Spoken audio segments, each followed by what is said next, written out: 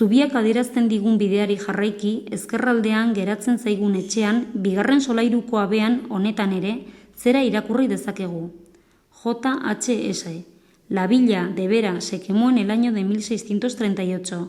En servicio de su majestad la hizo Juan de Iribarren y Domenia, de Aguirre, 1640.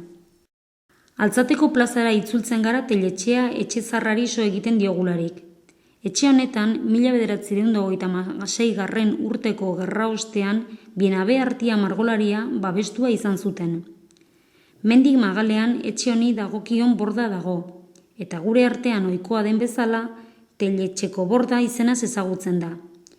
Leio eta atetako burdinsareak Bienabe Artia margolariak diseinatu eta Jose Lantzek egin zituen.